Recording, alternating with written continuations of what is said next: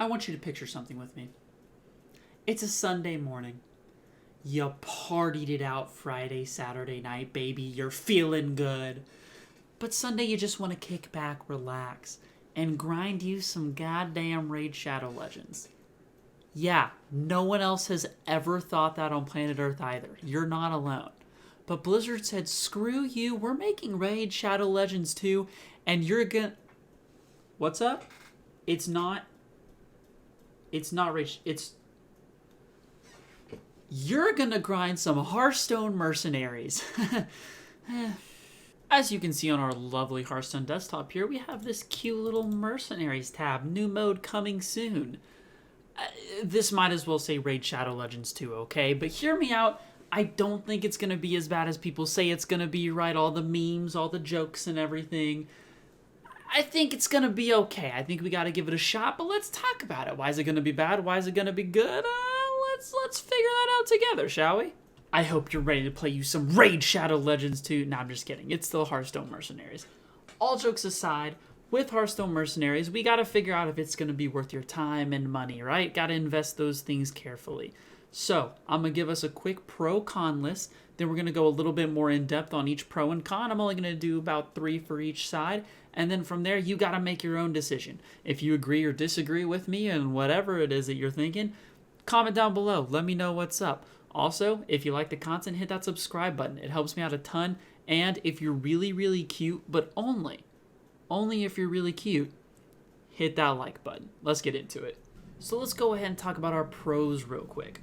The first major pro that I want to mention is the accessibility. It's free to play, right? Anyone can get on here. You can download it. You can play it. I believe it's going to be on the mobile version of Hearthstone. I don't know why it wouldn't be. So that's a big reason, right? You don't have to have any investment just to test it out, try it out, see if it's something that would interest you. Pro number 2, that's going to be the strategic depth that I believe this game is going to offer.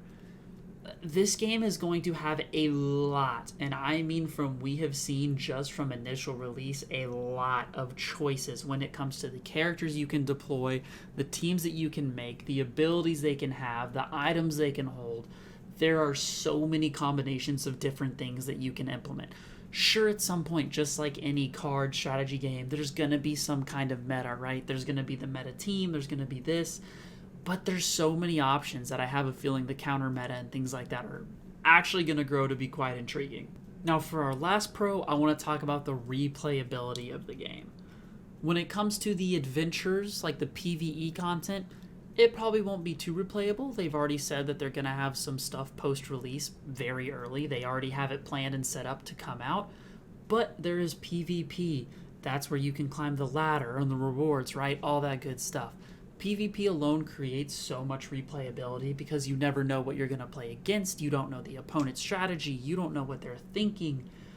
There's going to be so many things going into this that you're going to be able to sink a lot of time into this and still not be bored, still not be running into the same thing over and over and over again. You can switch it up so much. You're going to have a lot of things that you can do and a lot of stuff to keep your boredom at a minimum. All right, let's get to it. The negatives. First off, let's get the obvious out of the way that most people kind of realized after watching the trailer. This is probably going to be fairly pay to win in all honesty, at least when it comes to high-level PvP play. I think at the low to mid levels, it's not going to be that big of a deal. You can easily compete with a big brain and just using your coins and cash wisely to get the upgrades that you need in order to compete. But at a high level, you are more than likely going to need to shell out some cash if you want to compete at that high point. Now for this con number 2, I'm putting on the con list because I feel like for the casual player base, it's going to be at least a slight turnoff. But for some people, this is going to be a positive, and that's that more than likely this game's going to have a bit of a grind to it. Just like any RPG game, right? Because that's kind of what they're going for here is an RPG kind of vibe. You have to level your heroes up. You have to level them up to get their items and their abilities more powerful. Again, if you want to compete at those higher levels, this is just something you're going to have to do. So I have a feeling there's going to be times where it feels a little grindy. Some people like that, and they love just grinding it out and seeing that level number go up and up and up. Some people that really bores them, and they hate it. So this is just something you're going to kind of have to decide, hey, am I interested in this? Am I not interested in this? This is one you can fall on either side, but I think for the mass majority, this is going to be a con. Now, lastly, what I want to point out for my third con here is going to be the new player experience. For a game like regular Hearthstone, it's not too hard. You make the deck with the cards, you play the cards, they even have pre-made decks, and it's very easy. They have an attack number, a health number, you go from there. There's a few keywords you have to learn. This game has a lot of niches and a lot of nuances that I think is going to be kind of tough for new players to pick up on. Things like dealing double damage to certain colors, right? Kind of a fire beats, earth beats water, water beats fire, that kind of thing. There's also timings of effects, so every single ability has a timing as to what goes off first.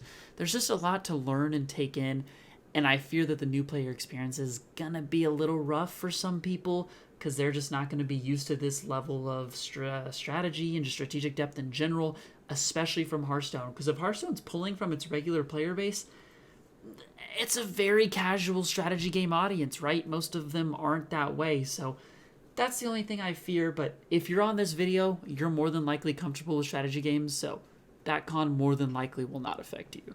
So here it is in all its beautiful glory, the finished pro-con list. This is something you can look at and kind of make just a general estimate as to if this is something you'd be interested in playing. I think, again, very similarly to the Bazaar, this is something you should try. It's free to play, so worst case, you lose like an hour of the day, and it is what it is. You gave it a shot, you decided it wasn't something you liked.